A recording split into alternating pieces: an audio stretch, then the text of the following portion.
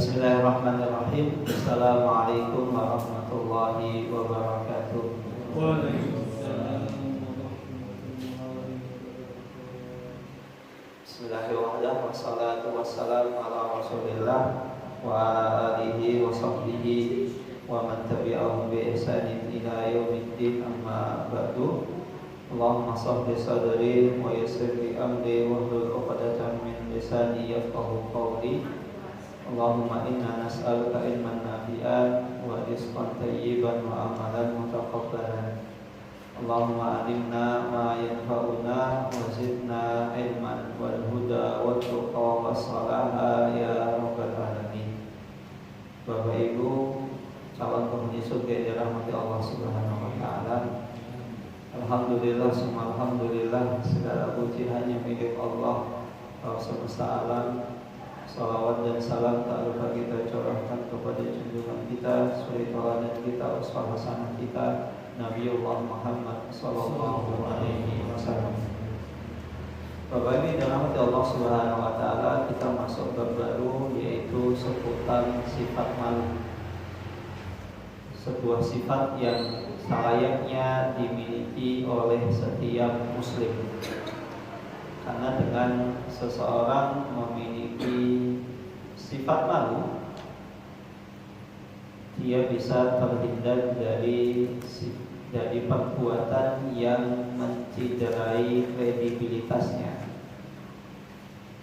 Bahkan bisa jadi mengurangi keimanan seseorang. Maka tidak heran sifat malu itu termasuk dari bagian dari iman seseorang, yang dengannya seseorang ketika memiliki sifat malu itu dia bisa berhias, bisa memilih sifat-sifat mana yang selayaknya saya miliki. Ini cocok atau enggak, ini pantas atau enggak, ini wangun atau enggak. Jadi sifat malu ini seperti selera.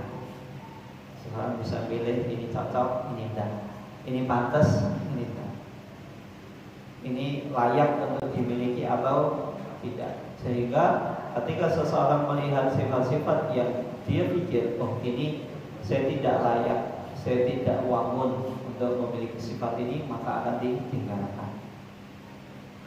Dan asalnya malu itu bahasa Arabnya adalah al-haya'u. Dan al-haya'u itu diambil dari kata al-hayatu.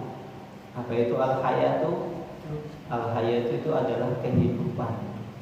Jadi kalau orang hidup itu harus memiliki sifat malu. Kalau orang tidak punya sifat malu, maka dia tidak hidup. Bukan makhluk hidup. Sejatinya dia bukan makhluk hidup. Seperti itu. Karena ini asal katanya malu itu wajib dimiliki oleh setiap manusia. Maka orang ketika tidak memiliki rasa malu, ya, maka ini sungguh malu. Maka Bapak Ibu yang dirahmati Allah Subhanahu wa taala, tidak heran Umar bin Khattab radhiyallahu taala anhu pernah mengatakan, man qalla haya'uhu qalla wara'uhu.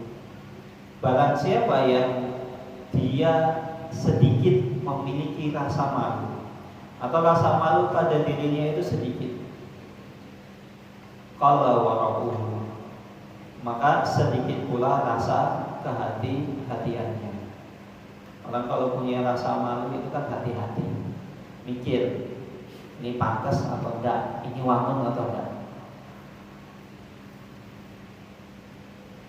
Begitu juga orang ketika memiliki sifat hati-hati kan akhirnya dia setiap tindakannya itu dipikir dengan matang. Oh, saya kalau misalnya lewat jalan ini kira-kira bisa ngebut apa enggak? Memang jalannya sepi, tapi ini jalan kampung. Nah, kan ada sebagian orang yang penting jalan dilihat, oh sepi, gas. Padahal itu jalan kampung. Maka jalan kampung tidak etis seseorang itu ngebut apalagi di kampung yang notabene masih memiliki adat istiadat kebiasaan nyapa, monggo, monggo, monggo. Nah ini adat masyarakat Jawa yang suka menyapa, ramah, senyum. Kalau orang tidak memiliki sifat seperti ini, ya, dia tidak akan sesuka hatinya, karena dia tidak memiliki rasa malu. Pokoknya yang penting saya suka, yang penting saya. Maka sifat egoisnya akan muncul. Wa man qalla wara'uhu ma'ata qalbuhu. Dan barang siapa yang tidak memiliki rasa kehati-hatian, maka hatinya itu akan mati. Maksudnya sembrono, nggak mikir. Pokoknya yang penting aku suka, nggak peduli, nggak memedulikan orang lain, egois. Maka orang yang egois itu bisa jadi dia tidak memiliki sifat waro, tidak memiliki sifat kehati-hatian. Maka oleh karena itu rasa malu ini adalah sumber dari segala macam kebaikan. Amal-amal baik, kebiasaan-kebiasaan baik itu pasti bersumber dari rasa malu. Dan orang yang mulia pasti memiliki sifat malu. Contohnya, ketika kita bertamu itu kan ada sopan santunnya. Dan bisa jadi setiap suku atau setiap kota, setiap tempat itu kan memiliki adat istiadat yang berbeda. Contohnya kita ini kalau menghormati orang itu nyium tangannya, di tangannya dipegang, diangkat, dicium. Di tempat lain tidak seperti itu. Contohnya di Arab, orang Arab itu cara menghormatinya dipegang kepalanya, atau jenggot. Nah, kalau orang memiliki sifat wara, memiliki sifat malu, dia berpikir ini kira-kira ini orang ini tuh ikut adat wong Jawa atau orang Sunda. Ini bermaksud untuk membeda-bedakan. Karena setiap suku itu kan mereka memiliki sopan santun. Orang Batak ngomong kencang itu biasa. Orang Jawa ngomong agak naik suara sedikit, ini bocah ini nggak pernah diajari sopan santun. Mudah-mudahan nggak. Maka dia akan berpikir ketika menemui siapapun dia akan berpikir hati-hati. Ini kira-kira cocoknya gimana? Kalau berarti ini kok kayaknya misalnya orang keturunannya Batak, marganya Batak misalnya, tapi sudah lama tinggal di mana? Di Jawa. Nah ini berarti kemungkinan bisa agak tengah-tengah. Jadi kalau angkat suara sedikit, insya Allah tidak apa-apa. Tapi kalau orang Jawa asli, angkat suara sedikit, orang sopan, boten wangun. Maka oleh karena itu inilah sifat malu ini akhirnya menjadi terlalu buat dia berpikir, dia bisa berpikir ini kira-kira cocok atau tidak.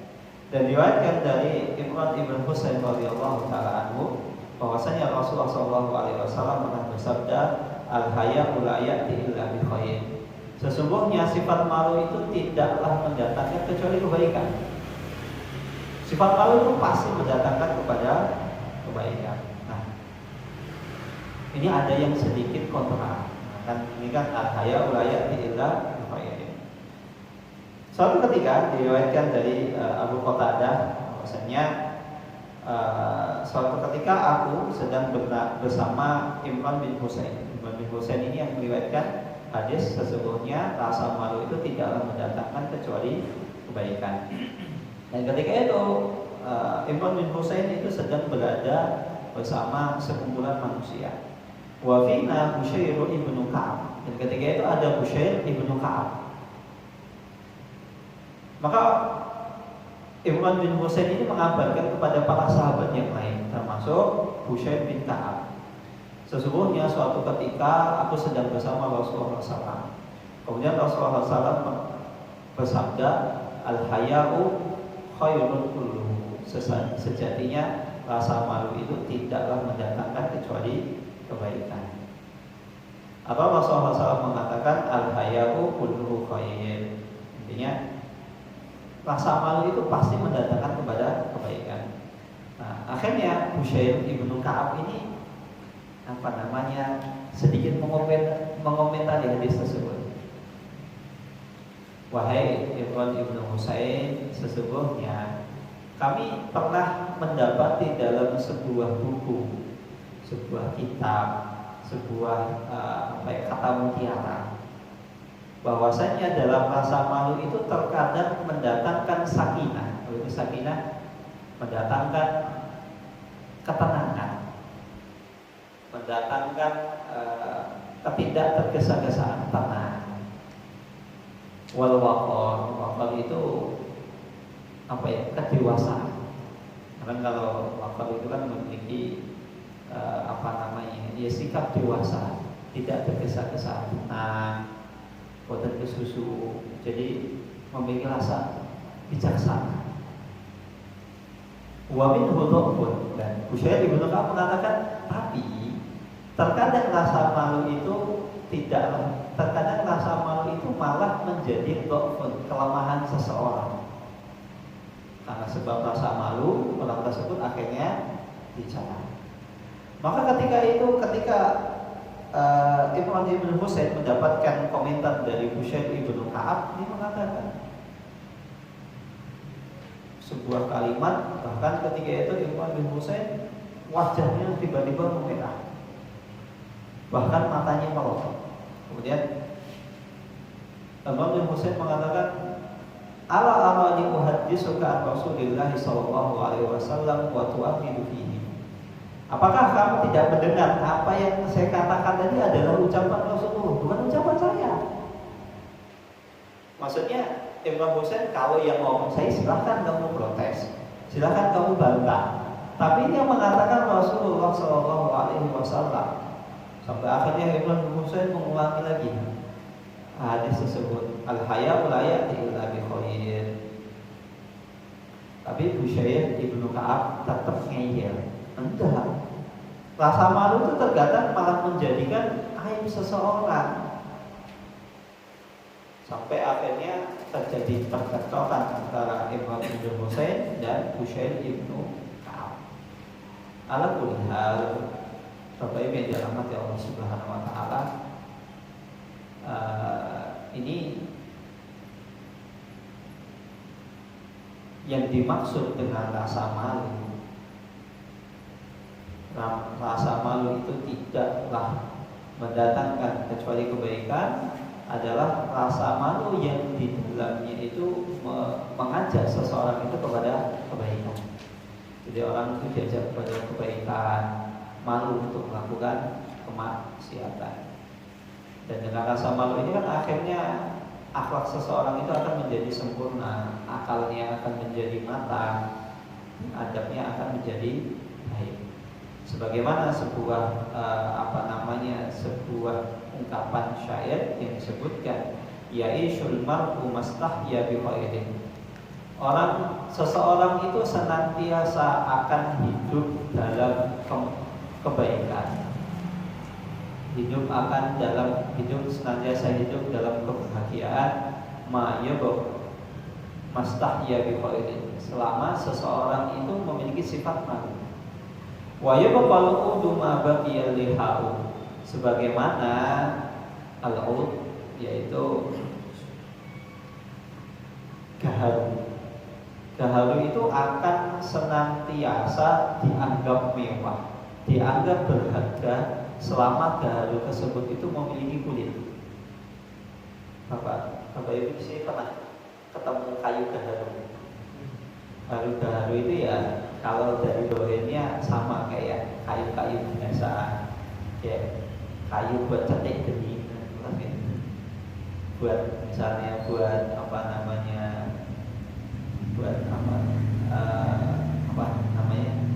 cetek geni itu apa bahasa Indonesia-nya?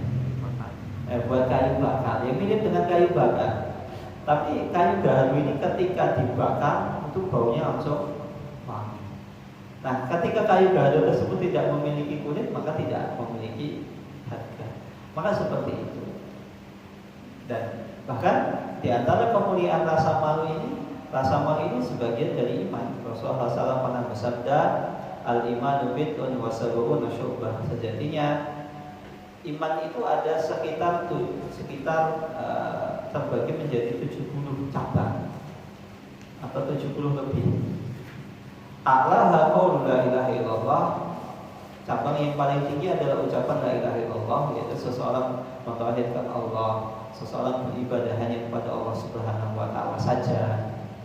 Seseorang mengikhlaskan ibadahnya untuk Allah dan tidak menyekutukan ibadah selainnya. Wa adanaha imatatul ada anil thariq, dan dan cabang iman yang paling dasar itu adalah seseorang ketika mendapati ada gangguan di jalan diambil kemudian dibuang ke tempat yang aman sehingga seseorang itu terbebas dari gangguan, jadi menyingkirkan gangguan. Misal nemu paku di jalan diambil, diselamatkan. Nemu beling, pecahan kaca diambil, diselamatkan. Ini termasuk ibadah. Jangan dikira ini bukan ibadah. Maka Bapak Ibu dalam Allah Subhanahu wa taala, iman, cabang iman itu ada banyak.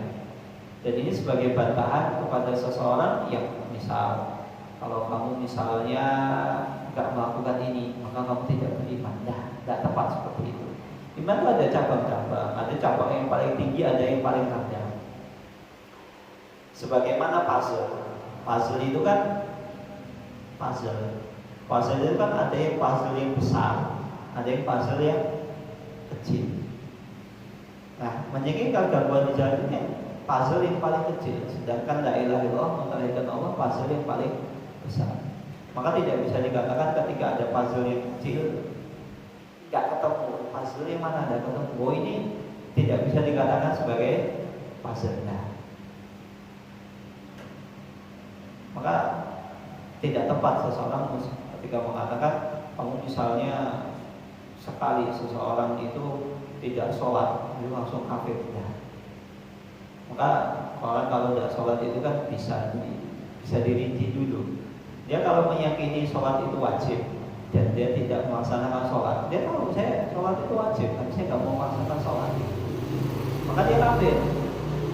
Tapi kalau misalnya ya saya tahu sholat itu wajib, tapi ya gimana ya, kadang tokonya lagi rame, kadang tiba-tiba ada gangguan lain, misalnya saya mau ke masjid, tiba-tiba misalnya ada gangguan dan lain sebagainya, nggak jadi. Tidak bisa orang sekali ya sholat terus dikatakan kafir. Namun walaupun demikian tidak tepat seseorang misalnya yang penting kan saya sholat, yang penting sholat di rumah, yaitu tidak tepat. Dan jangan sampai seseorang itu tidak melaksanakan sholat. Kita semua sepakat bahwasanya sholat itu adalah imaduddin, tiang agama. Kalau seseorang tidak memiliki tiang, ya mau apa yang mau dibangun, Islamnya bagaimana? Wal haya'u syu'batun minal iman, dan rasa malu itu adalah sebagian dari iman. Diriwayatkan dari Abdullah bin Umar bahwasanya Rasulullah SAW pernah bersabda, al-haya wal iman qurina. Sesungguhnya rasa malu dan rasa iman itu adalah satu kesatuan, qurina jami'an. Jadi satu kesatuan.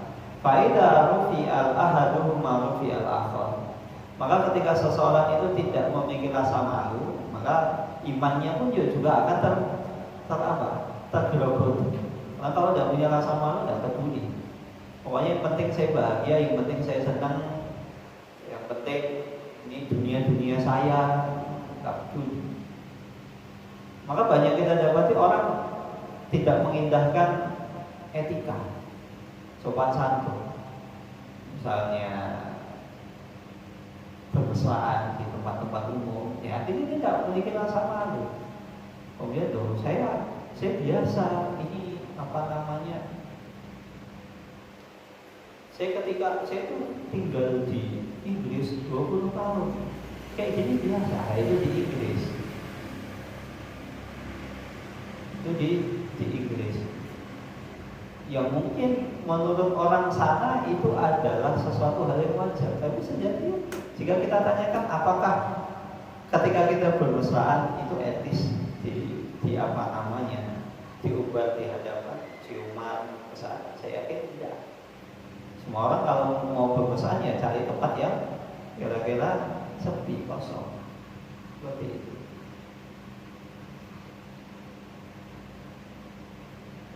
Maka ketika seseorang tidak memiliki masalah rasa malu, ya imannya akan mempengaruhi. Dia tidak akan mengindahkan, dia tidak malu juga.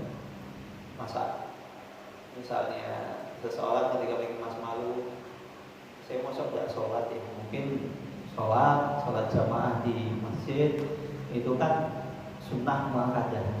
Ini sholat jamaah di masjid itu sunnah muakkadah. Pendapatnya Imam Syafi'i. Nah ini seringkali orang menjadikan dalil ketika belajar tentang perbedaan pendapat di kalangan ulama, sholat jamaah di masjid kan cuma sunnah muakkadah. Yang mengatakan wajib sholat jamaah kan Hambali. Kita ini Indonesia Syafi'i. Akhirnya dia mengikuti hawa nafsunya. Ini menunjukkan orang tersebut tidak memiliki rasa malu. Buktinya apa? Masuk, kalaupun seandainya sholat jamaah di masjid itu sunnah, hanya sekadar sunnah, pertanyaannya, Imam Syafi'i pernah tidak sholat jamaah? Beliau senantiasa sholat jamaah di masjid, walaupun beliau mengatakan itu sunnah. Kedua, masa etis? Taruhlah Anda meyakini sholat jamaah itu sekadar sunnah, masa etis? Allah Subhanahu wa Ta'ala sudah memberikan kita rezeki yang banyak. Kemudian ketika kita cuma diminta untuk menyisakan waktu, taruhlah 15 menit, ada 3 menit, kita rinci ada 3 menit, antara adzan dengan iqamah 10 menit, 13 menit. Sholat berapa? Taruhlah sholatnya 7 menit, 20 menit. 20 menit dikali 5, 100 menit. 100 menit berapa jam? Tidak ada 2 jam. Allah Subhanahu wa Ta'ala hanya meminta kita 100 menit, 1 jam 40 menit untuk apa? Beribadah. Sisanya kita mau isi dengan apa? Bahkan kalau kita mau hitung-hitungan tidur kita itu lebih banyak dibanding ibadah kita. Nah, ketika seseorang memiliki rasa malu, masa Allah Subhanahu wa Ta'ala sudah memberikan saya nikmat yang banyak, rezeki yang banyak, masa saya nggak sholat di masjid? Kan bahkan ada juga orang tidak mengeluarkan biaya yang banyak, tidak butuh waktu usaha yang banyak, dia sukses. Kan ada di orang seperti itu. Masa saya diminta untuk bersyukur kepada orang yang memberi kesuksesan, saya tidak mau gitu. Nah, ketika seorang dewasa malu, akhirnya malu. Masa saya kaya, duit, sifatnya saya tinggal tiduran, dapat pemasukan.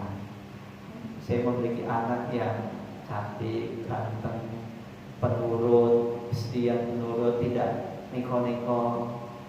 Masa cuma diminta ibadah tidak mau? Akhirnya kan dia menggunakan akalnya. Rasa malu itu akhirnya memerintahkan akalnya untuk berpikir. Maka ada orang mengatakan ya, ketika itu di tempat seseorang tidak memiliki rasa malu, dia tidak memiliki rasa iman. Nah, kemudian bahkan ada yang mengatakan inna likulli dinin khuluqan wa khuluqul Islam al-haya. Setiap agama itu memiliki ciri khas, dan ciri khas agama Islam adalah rasa malu. Rasa malu yang untuk mengajak seseorang untuk melaksanakan kebaikan, rasa malu yang menjauhkan seseorang dari kemaksiatan.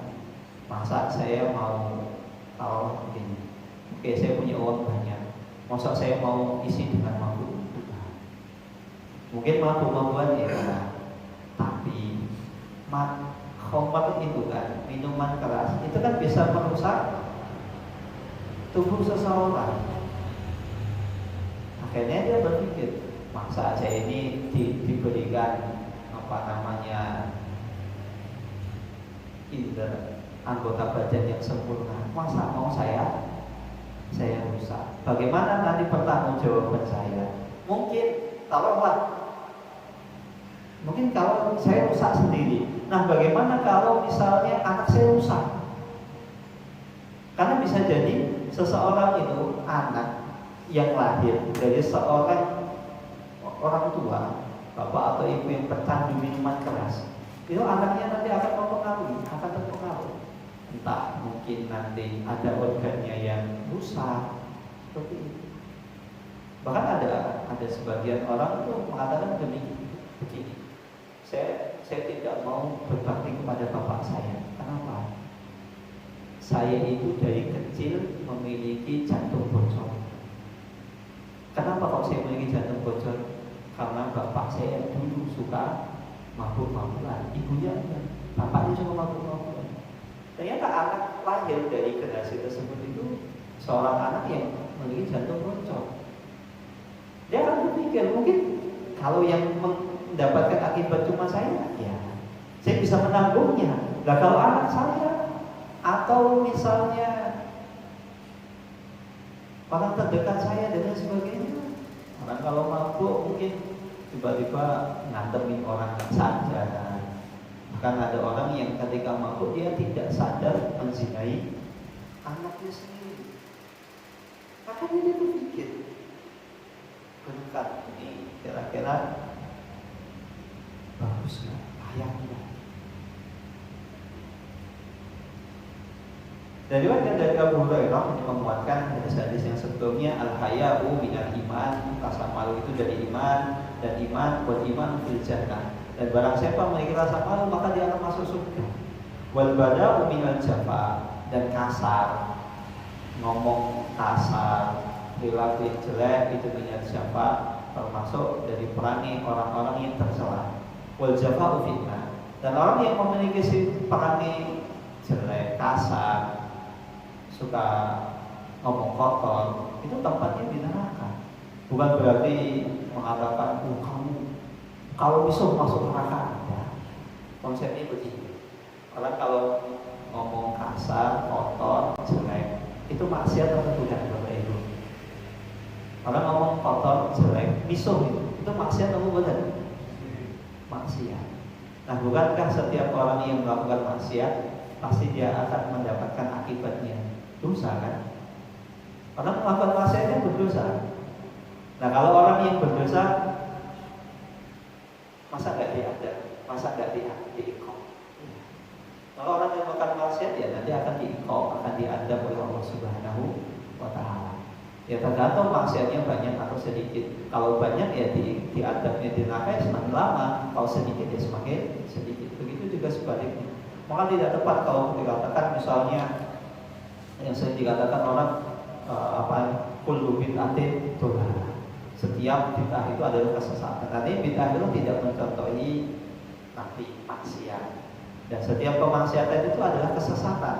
Bukankah kesesatan itu adalah maksiat? Ya pantas kalau maksiat itu tempatnya di neraka. Ya walaupun nanti bisa jadi orang yang maksiat dosanya diampuni oleh Allah Subhanahu wa Ta'ala. Karena kamu tidak tahu, sudah diampuni, tidak dianggap. Karena ada seperti itu. Tapi hadis kullu bid'atin ini bukan sebagai vonis orang maksiat pasti masuk neraka, tidak. Ini sebagai ancaman, hati-hati kalau kamu melakukan maksiat, kamu tidak mencontohi Nabi, ya kamu akan masuk neraka. Bukan malah dikira ingin memvonis, oh bid'ah itu sesat masuk neraka. Memvonis masuk neraka ya tidak. Ini itu sebagai ancaman, sebagai warning, bukan sebagai bukan sebagai vonis gitu. Kita perlu membedakan vonis dengan ancaman gitu. Nah kalau misalnya ayat-ayat ancaman tidak bisa membuat hati kita takut, maka lantas dengan ayat-ayat apa lagi? Nah Maka kita perlu takut ketika ada ayat ancaman, ada hadis-hadis ancaman. Bapak Ibu yang dirahmati Allah Subhanahu wa taala, Imam Ibnu Rajab Al-Hambali rahimahullah taala, beliau mengatakan sejatinya rasa takut itu terbagi, rasa malu itu terbagi menjadi dua.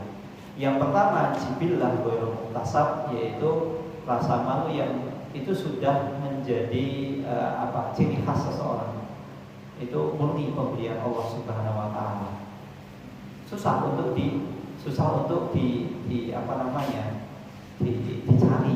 atau diperoleh, itu susah. Ada tipe orang itu kan malu. Maka dulu perempuan Jawa itu kan terkenal dengan rasa malunya. Malu. Bahkan saya pernah saya waktu kemarin itu di Jakarta, saya tak tanya, Mas sudah nikah belum? Sudah. Dapat orang mana? Orang Jawa. Kenapa nyari orang Jawa? Padahal mohon maaf ya, kalau dari segi wajah, selain orang Jawa itu yang cantik lebih banyak, yang kaya lebih banyak. Tak tanya, saya buat apa sih Mas cari orang kaya cantik?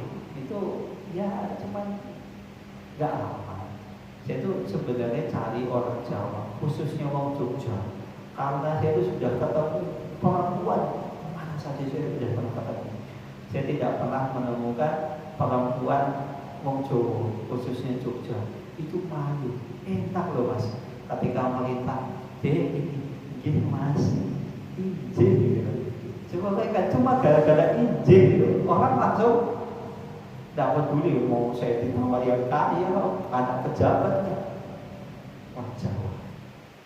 Maka perempuan Jawa itu terkenal dengan sifat malunya, sopan santunnya. Ya akhirnya kan memilih. Nah, orang seperti ini kan sulit. Misalnya orang Batak, orang Timur, dia mau memiliki sifat unggal-unggal seperti perempuan Jawa sulit.